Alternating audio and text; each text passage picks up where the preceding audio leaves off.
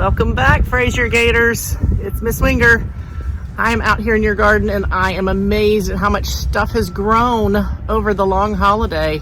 You guys have peas, you got cauliflower, all kinds of good stuff that you can harvest when you come out for your garden day. I'm gonna take you on a little tour so I can show you what you have. Welcome back. Your marigolds still look amazing.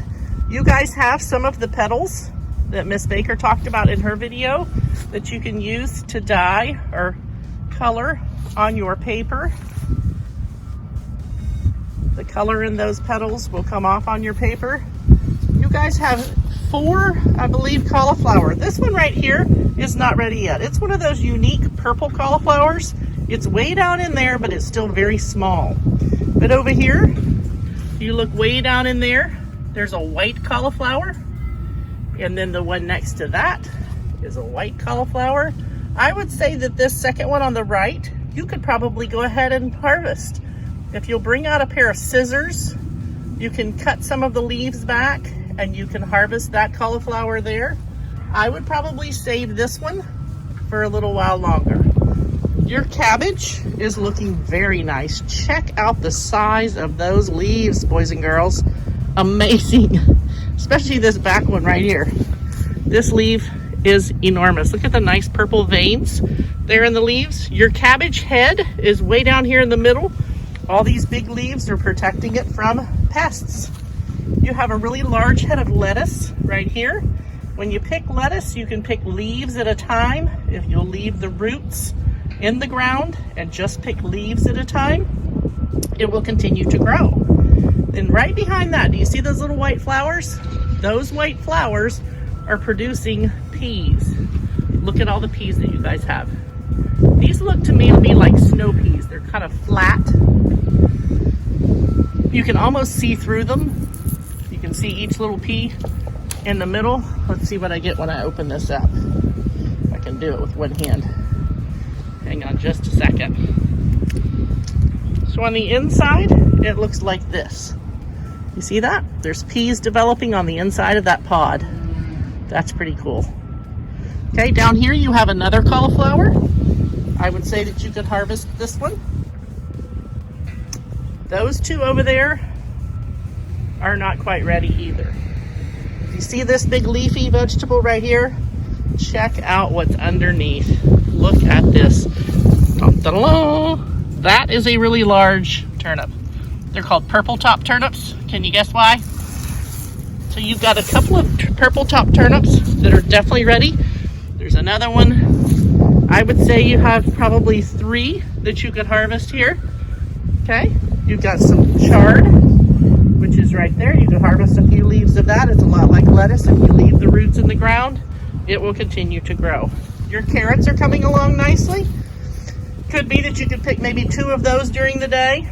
And you have another large head of lettuce that you can pick leaves off of. Remember, you're not picking the entire plant, just a few leaves at a time. So I wanted to take a quick video to show you how to pick lettuce. This is one whole head of lettuce. If we leave the roots in the ground, we can continue to grow the lettuce. So what you do is you take both hands. If I decide I want this leaf of lettuce, I'm gonna hold it with one hand and I'm gonna go down to the base of that lettuce leaf and I'm gonna kind of bend it or snip it, pinch it with my fingers and bring out one leaf. Notice I didn't yank, I didn't pull straight up. I snipped it off at the base before I came up with it. Okay, that should help you out a little bit. Okay, right here is your strawberry plant. You'll notice that strawberry plant, the leaf pattern is 3 leaves on one stem. That's one great way to recognize a strawberry plant in your garden. If I kind of pull the leaves apart, I'm not seeing any blooms. Oh my, not seeing any blooms just yet. But if you look right here, that is from where a bloom once was, because that is a little green strawberry. And remember, when strawberries ripen, they're red. So they start off as a flower, then they become a green little tiny strawberry like that, and then eventually that will grow and will become red. So you guys have a really healthy strawberry in your garden. Take good care of it. Something else that you guys can do while you're out in the garden If each teacher will pick off one of these marigolds, there's plenty of petals on each one for an entire class, if not more.